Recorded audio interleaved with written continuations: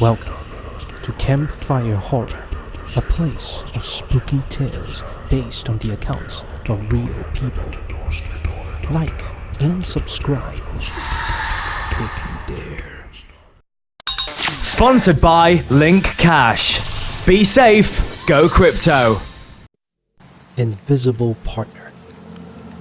People have always accused me of being a little princess, and I guess that's true, because I do act a little precious, which is a good thing in a way because that ensures that men always treat you well. So I'm sorry, but my ghost story is typically precious as well, but that's how my life has always been. But to get to the point, my husband, whom I adore, is 15 years older than me. He is extremely wealthy, being the partner of one of the biggest law firms around. He bought me a beautiful old shop house for our first wedding anniversary. A little extravagant, I know, but it was perfect for a new interior decor business I was thinking of starting. It's in Chinatown, a very colorful district, I must add, and I do get a kick out of rubbing shoulders with the grassroots masses. We spent a fortune on the conservation of the place, and I was so busy picking out the items for the decor.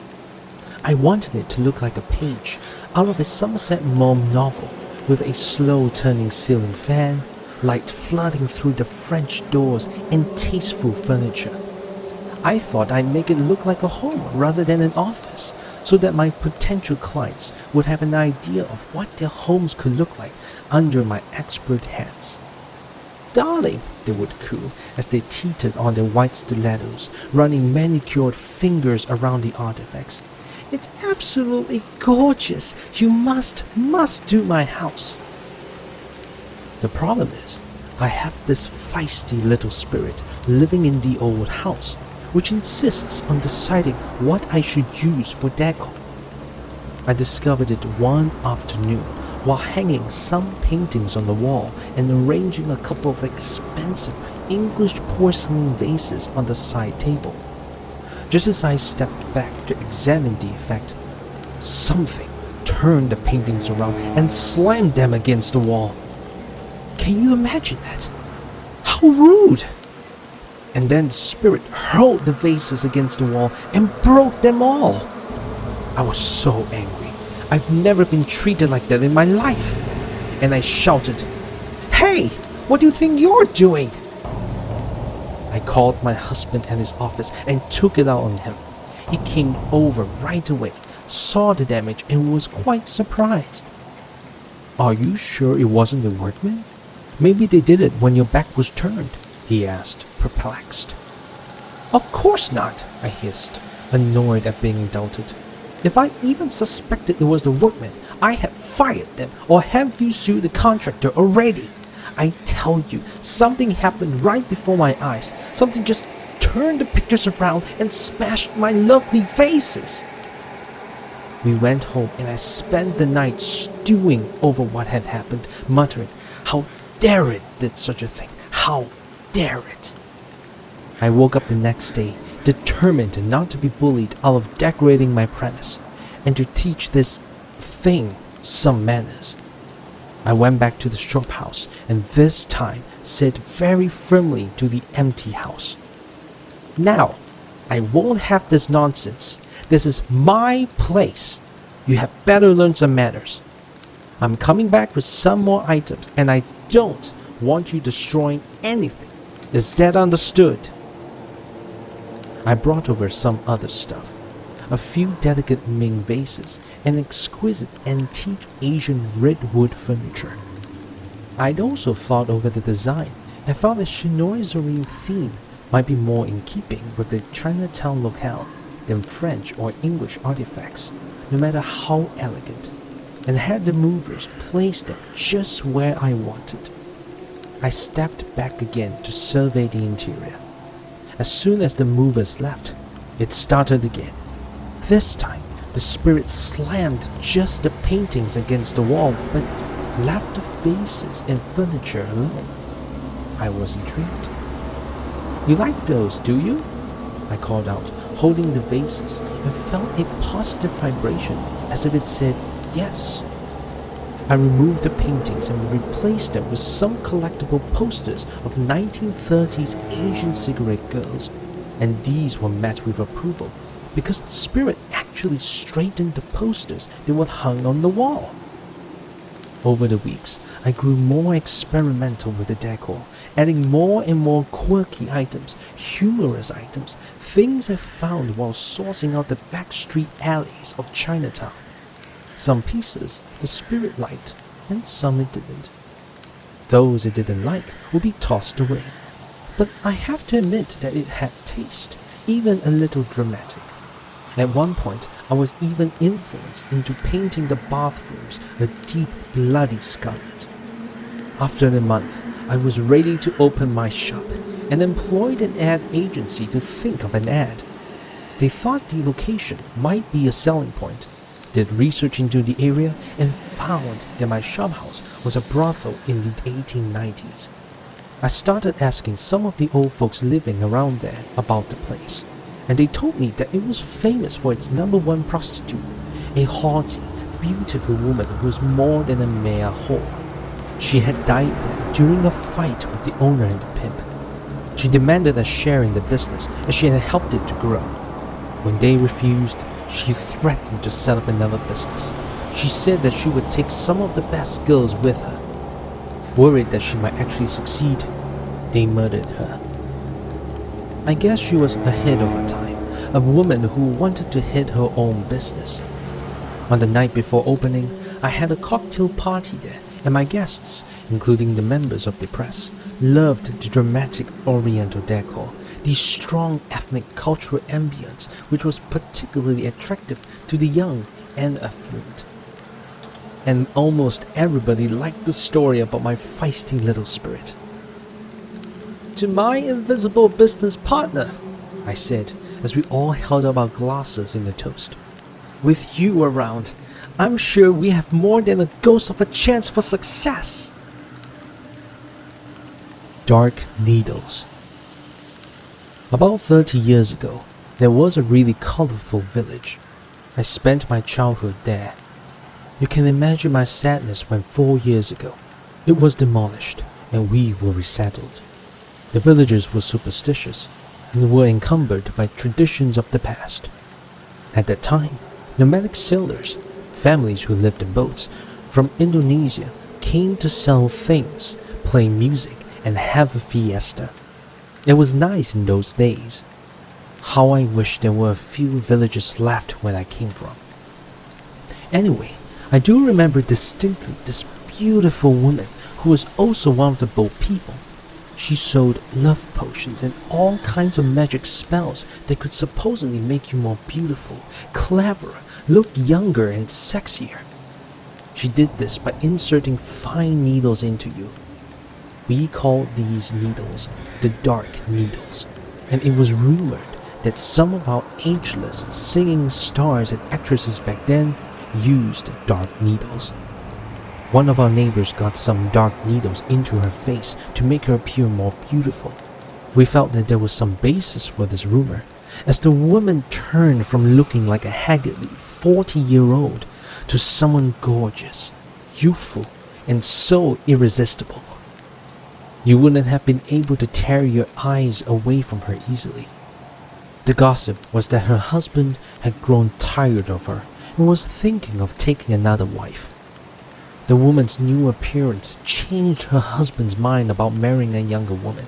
Instead, his wife became sexier and lovelier in time. We also heard that she would take flower baths on certain nights in the light of the moon in order to keep her dark needles working. She also practiced weird taboos, from never putting sharp instruments such as a fork near her mouth, and burning incense in her house every Thursday night. The rumors didn't bother her husband.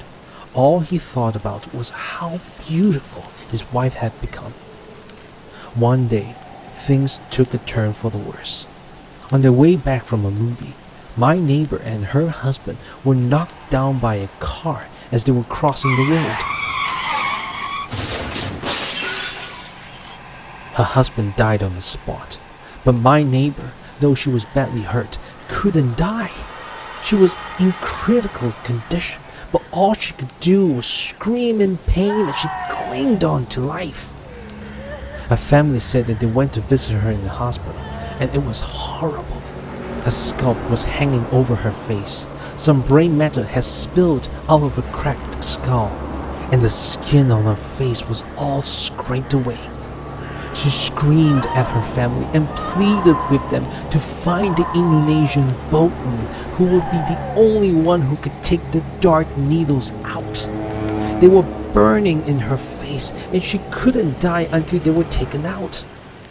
The doctors confirmed that an x-ray showed several fine needles lodged deep in her flesh. I thought it strange, but they said they didn't know how to take them out. Her family tried to get in touch with other mystics to get the needles out, but to no avail. Only the one who had put them in could take them out. A month later, the boat woman came around to visit, and she was asked to go to the hospital where my neighbor had been in intensive care. She managed to extract the needles, and my neighbor died soon after. The Moon. As a schoolboy, I was obsessed with a certain Asian singer. Not in the carnal way, of course, but from the way she sang her songs, I just knew there was a gentle soul behind that beautiful voice. Of course, time did things to my schoolboy infatuation. There were the responsibilities of life I had to face. Going through the army, getting a job, making a living. But all along the way, I knew when things got too much for me to bear. I could always play her records and realize that there were things that were good, pure and beautiful. Recently, I went through a rather bad patch. I was fired from my job and my fiancée left me after I started a new job with a much lower salary. The new job was really bad, and coming home to the empty rooms of my new flat, for which I was now struggling to pay for, was really getting to me. I was never much of a drinking man, but now it seemed as though I wanted to drown my sorrows in booze. One night in May, a full moon outside my window was shining its light into my lonely realm. I was thinking of the song, The Moon, and so I decided to give some of my old records a spin. After all these years, I expected the worst from the old vinyl recordings, but to my surprise, it was exquisite, almost magical. The records had a clarity I had never heard before, even though the vinyl was all scratched and moldy. At times when I closed my eyes, I could almost see her, as if she was standing right there in my room and singing just for me.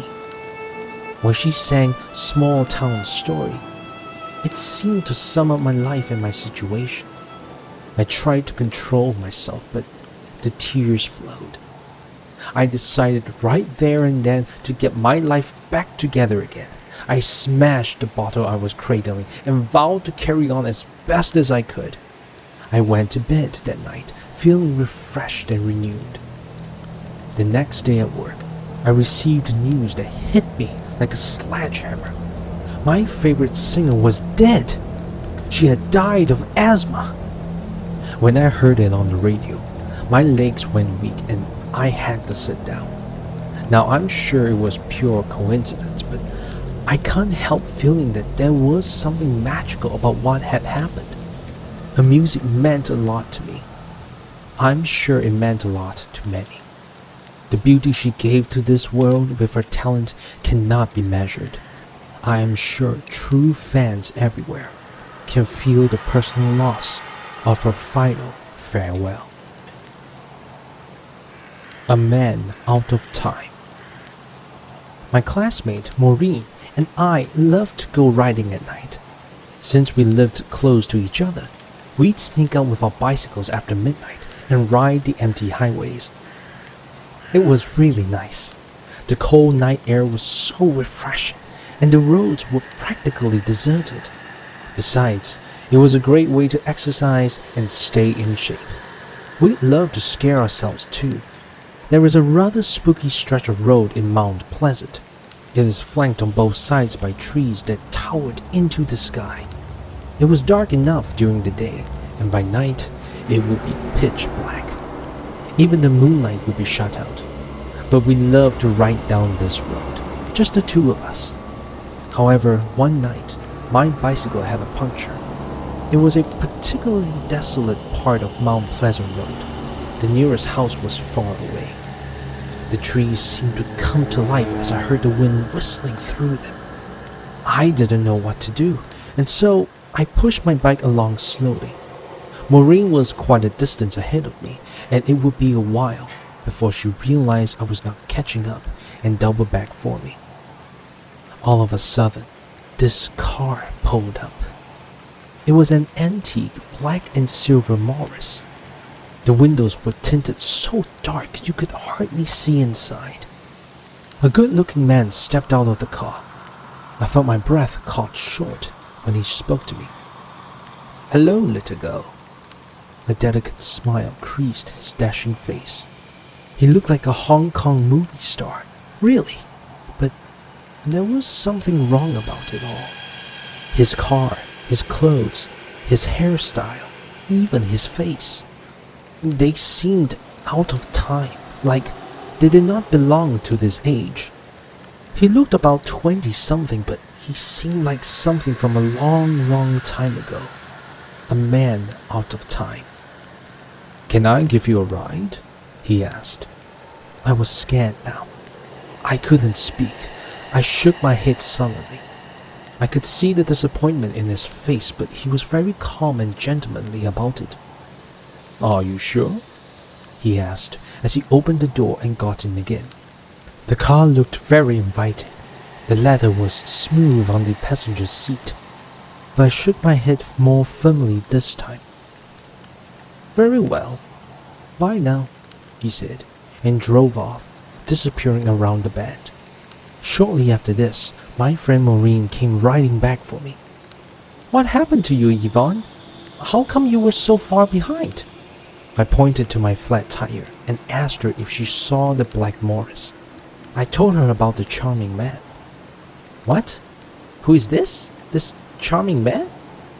"I never saw anyone," she said. "But you must have. He was just here talking to me a few minutes ago. He drove off in the direction you came from." Even as I said this, I felt fear flooding into my heart. Maureen felt it too, and we looked at each other. We were very sure that this was no ordinary man or car. I left my bike where it was and rode on Maureen's handlebars out of there. It was to be the last time we ride our bicycles down Mount Pleasant Road late at night again. God knows what would have happened had I rode up with that mysterious man. Matilda. As I graduated as a pediatrician, I was assigned to help in an orphanage. It was not a desirable posting, to say the least. This orphanage was located on the outskirts of town, in a crumbling old school where the classrooms had been converted to dorms. The social workers who ran this place were nasty. Perhaps I shouldn't say that, but they weren't really mean. It's just that they were old, jaded, and cynical. They knew there wasn't any hope for anyone at all. Naturally, the children under their care were a bitter, brittle lot. They took kindness for weakness and were suspicious of everyone.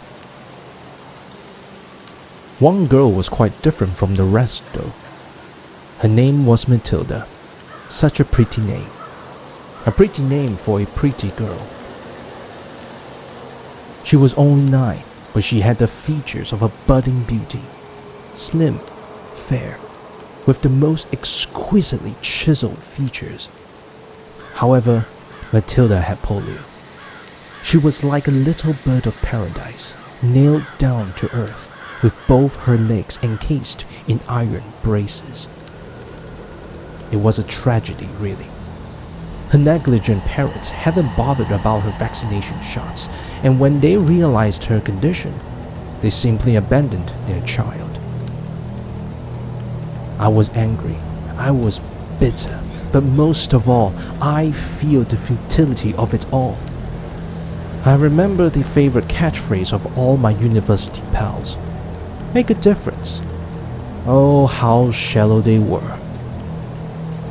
One morning, while I was giving the children their regular checkup, Matilda stayed behind to chat with me. I was wary of this. I didn't want to get too close to any of them. The last thing I wanted was to feel a sense of their despair. You think this is mean of me? Well, I'm sorry. Maybe it is, but I didn't want to feel any sympathy unless I could do something about it. Otherwise, it only made me feel helpless and frustrated. Anyway, I was straightening up my desk as Matilda hobbled up to sit beside me. I avoided her gaze. She had these huge eyes that broke your heart and seemed to speak to you of the condition of her soul.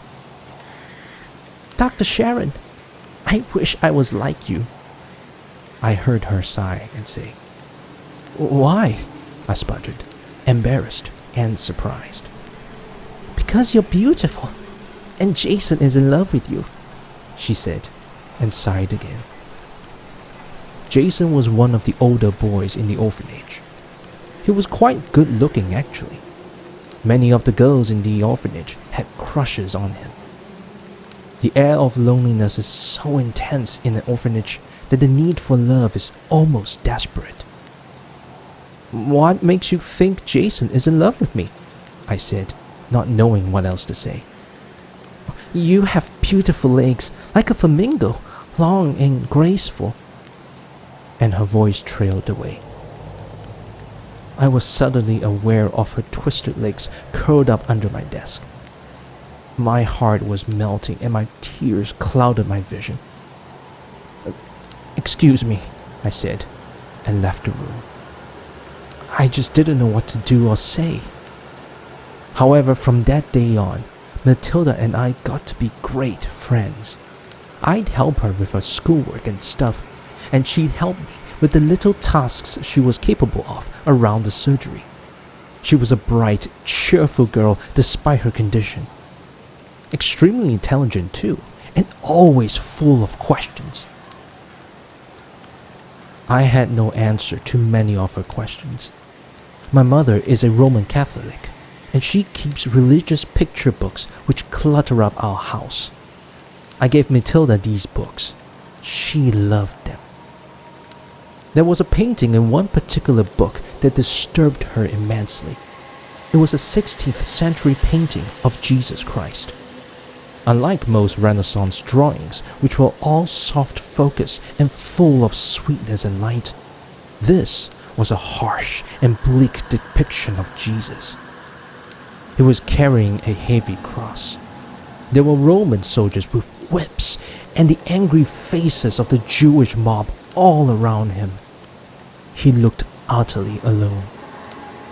His back was torn and bleeding from the lashes he had received, and his face was covered with blood. It rained down his cheeks like tears. On his head was a crown of thorns. Why does it look like that? She said with a frown. All that suffering. She was really disturbed. I couldn't really explain it, not being a religious person myself. But I tried my best. He's, suffering for all of us, I said, sounding hollow. But why must anyone suffer for anyone else? I don't want him to suffer for me. I'll suffer myself. I was astonished by her big-heartedness. A crippled orphan who could feel the pain of another. It was a mystery to me, and seeing how this upset her, I never brought up the subject again. There was to be more sorrow for Matilda. In the months that followed, she was struck down by leukemia. Poor Matilda was bedridden and fading fast. I was heartbroken and angry at myself, for there was a part of me that was wishing for God would take her soon and put her out of her misery. I sat with her every night until the medication would do its work and put her to sleep. Then I'd sit and watch her beautiful face in repose, chaste and peaceful as an angel. One night, I knew the time had come. The light in her eyes was fading. Her pulse was weakening. I could hear her frail heartbeat slowing down. She would soon be gone. I couldn't help it now. I was crying. I hated myself for letting her see me cry in this way, but I couldn't help it. The tears just kept flowing. To my surprise, I saw Matilda smile. "Don't cry. Why are you sad?" "I'm not sad. I'm going with that man over there." I whirled around, but I saw no one. "What are you talking about?" I stammered.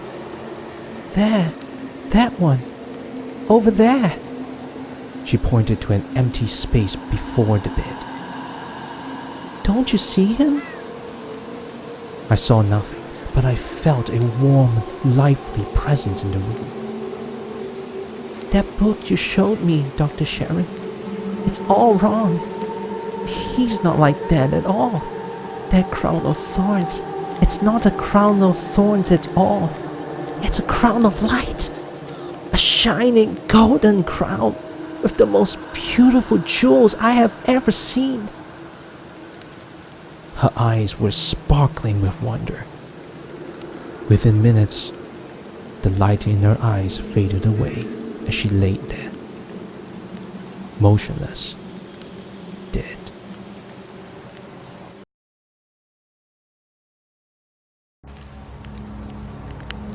Hope you enjoyed these tales. For more Campfire horror stories, please like and subscribe to our channel. We appreciate it. Do you have a ghost story you'd like us to share?